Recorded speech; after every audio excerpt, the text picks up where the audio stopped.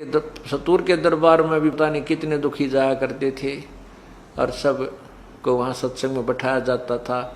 देखो पुण्यात्माओं, कुछ तो आप में से ऐसे भी भक्त हैं, ऐसी बहन बेटी भाई हैं जिनके आते ही दुख दूर हो गए, आशीर्वाद से भी ठीक हो गए, नाम लेते उससे दिन भी ठीक हो गए।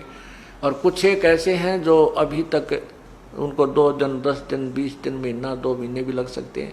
ये परमात्मा की लीला समझना, ये मत समझना कि ये भगवान के घर में कुछ ना हो रहा है, सब कुछ होगा। उसके अपने तरीके हैं, अपना ट्रीटमेंट है, उसको कैसे करना है। अब जिनके परमात्मा ने आते ही दुख दूर किए, उसको पता था कि ये भागेंगे नहीं और दूने दर्द होंगे। कुछ ऐसे हैं जो बहन भाई भगत हंगा करके लाओ, चल हमारे गुरु जी दौरा, जाते ठीक हो जाओगे, जाते ठीक हो जाओगे। ज्ञान उनको समझाते नहीं, तो वो आ जाते हैं अपने दुख निवारण करने के लिए। प्रभु को पता होता है कि जब ये ठीक हो गए तो ये बोर्ड कर नहीं होंगे, तो झाड़े लवानी है, तो उनको नहीं करेंगे ठीक। अब जैसे हम जाया करते उड़ा कनपेड़ जड़वान, कनपेड़ झाड़ दी, ठीक होया कि ना होया, हो गया तो फिर उसके पास नहीं जाना, फिर कदे कनपेड़ होगी तो तभी जाएंगे। तो हम परमात्मा नहीं चाहते कि यहाँ झाड़ा लावर उन्हें ठीक करके बेच दिए, फिर कभी ना आए इनके ऊपर, फिर और बहुत कष्ट आएंगे। तो यहाँ पर वो भविष्य का भी ट्रीटमेंट किया जाता है कि ये पुण्यात्मा यहाँ आता रहे, 2 4 10 20 बार आने से इसको ज्ञान सुनेगा, सत्संग सुनेगा तो ज्ञान हो जाएगा, फिर ये डगमग नहीं होगा, फिर इसको परमात्मा स्वस्थ भी कर देंगे। यदि उसको पहले स्वस्थ कर दिया तो उसको और भयंकर दुख हो जाएगा, वो तो दुख दूर होगा, लेकिन आगने वाले समय में और भी बहुत कष्ट उस प्राणी थे, उनका बचाव नहीं हो पाएगा। वो दयालु इसलिए थोड़ी सी देरी करता है। उस देरी में हम न सोच लेते हैं देख कुछ लाभ नहीं होता, चाल की तो और चलाएंगे, कहीं और जाने के बाद फिर वो पता है समुद्र या नौका जो है बगैर पतवार के घूमती रहती है, उसका ठिकाना कोई नहीं। तो नल नील ने इसी उद्देश्य से सेवा प्रारंभ कर दी।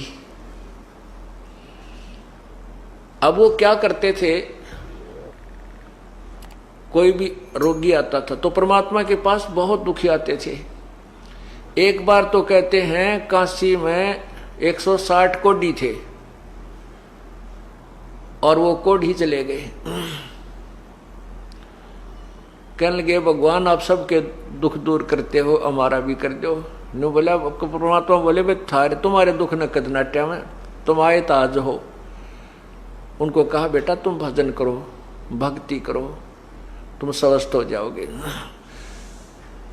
उन्होंने कहा ठीक है, जैसे जो आपकी आज्ञा। कहने लगे भगवान भक्ति तो हम कर लें, पर यूँ कोड कर्ण तो ना देता, पीड़ा बहुत होती है, आप दया कर दो, दया कर दो। परमात्मा को पता तो था, पर उनको कह दिया अच्छा भाई करेंगे, परमात्मा से अर्ज होगी सुनाई तुम्हारी। तो कहते हैं वो सारे के सारे का कोड ठीक हो गया, कोड ठीक होगा तो वो तो भाई फिर सत्य कहा बेटा सत्संग में आया करियो का। अच्छा जी, अब वो तो ना धोकर बटे उबन का है, फिर जो पहले तो पीप चुया करती थी, कपड़ा भी ना सुहा हुआ था, और फिर ना सेवा करें, बैठ जानो टेव की तरह आकर कोई भगत का काम कर लो तो कर ले, यानी उल्टा उस तरह व्यवहार नहीं बना उनका। तो परमात्मा कहते हैं भाई ठीक है, हम तो देख दोबारा इस कष्ट ने तुम्हारे कदे नहीं, और तुम इस तरह चलोगे तो तुम्हारी भक्ति नहीं बनेगी। 1-2 गलतियां उन्होंने की, परमात्मा ने उनको करड़ा किया कि भाई ऐसा नहीं होता सत्संग में, तो वो आना ही बंद कर गए, आना ही बंद कर गए और भक्ति त्याग गए। अब ठीक आगे क्या हुआ वो तो लंबी कहानी है, वो तो प्रत्यक्ष है क्या होगा और क्या हुआ होगा उनकी गेला ज़्यादा डिटेल नहीं बताते। तो परमात्मा ने ये सारे उदाहरण पहला करके दिखा रखे, हमारे ताई इस दास को उदाहरण दे रखे हैं कि ऐसे भी आवेंगे और उनको ठीक होते बकवाद भी पावेगी, फिर तेरा दिल भी दुख पाओगा कि देखो भगवान से अर्ज की और इन ये ठीक भी हो गए, राज फिर वो बकवाद गढ़े। ऐसे बहुत से लोग हैं। एक बेटगाम में हमारा भगत राजेंद्र जी, उनके घर हम सत्संग करने लग रहे, वहाँ एक उसी गांव का एक कति रो है, बैठा बैठा है मैं मरूंगा, सब ने बता दिया, डॉक्टरों ने भी इलाज, डॉक्टरों ने भी उसको लाइलाज कर दिया, सूझ रहा सारा शरीर, उसके पता नहीं गुर्दे खराब थे, सारी बुरा हाल हो रहा। और अंतिम सांस गिने, सांझ सवेरा जा रहा उसकी मौत का, ये ऐसे दयालु हमारे भगत उसको बुला लिया, एक आजा तुम्हारे गुरु जी आऊंगे, हमारे पाठ हो रहा है, तू को नहीं मरे। सब ने पूछा भाई मैं बच जाऊंगा हमारे, क्यों मैं एक दिन लेट गया था, पाठ पहले प्रारंभ हो जाता था। तो सब भगत ने कहा तू चिंता ना करे, गुरुदेव नान दे तुझमा ठीक हो जाएगा। सब न रो है, उसकी पत्नी भी, पर ऐसी कृपा हुई वाले की उसने नाम ले लिया, वो स्वस्थ हो गया। 5-6 महीने तो वो ठीक हमारे साथ आता रहा, फिर आंडी पा गया, मंदिर में पुजारी बनकर बैठ गया उससे गांव में। अरे तेरा गजब हुई हो, और इतने सुख दिया परमात्मा ने उसको।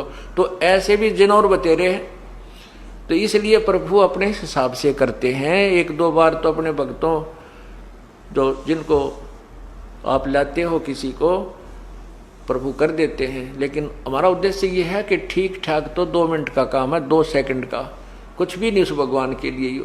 परंतु उन्हें तो और दुख दिखाई दे है कि यो नादान जय फिर हमारे इस रास्ते से भटक गया। तो काल तो बाट देखा इसकी, काल तो इंतजार कर रहा कि ये पुण्य तो कमाओगा यहाँ पर, शुभ कर्म तो यहाँ करके जाओगा, और उसकी बिरान में टिक करवाओगा काल। फिर उसको कितना राजा बना देगा, कितना मेंबर बना देगा, कितना एमएलए बना देगा, और उसकी करवा के खराब कमाई ने और गधा बना देगा।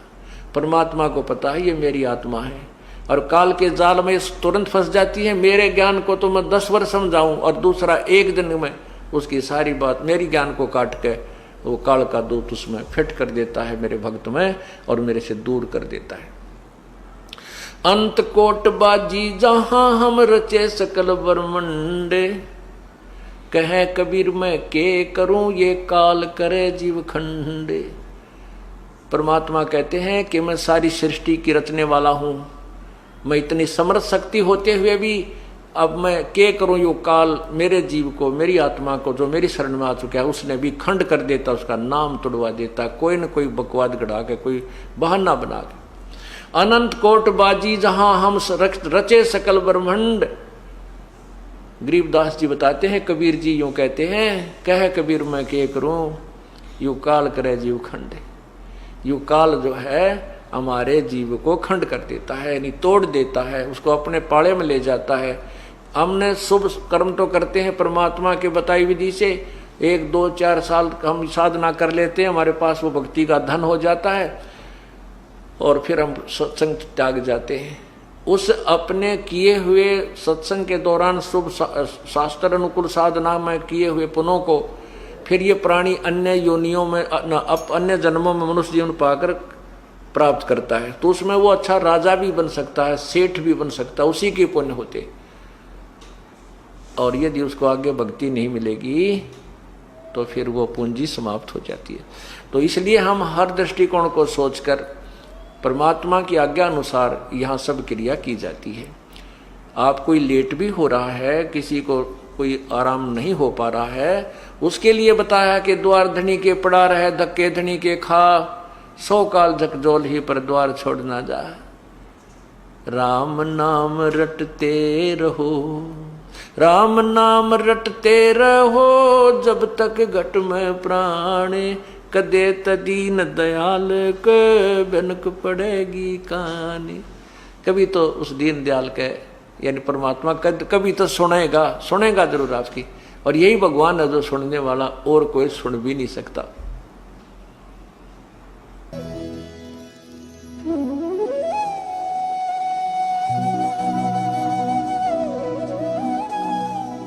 अगर आप ये वीडियो YouTube पर देख रहे हैं तो हमारे चैनल को सब्सक्राइब करें और बेल आइकन को दबाना ना भूलें। अगर आप Facebook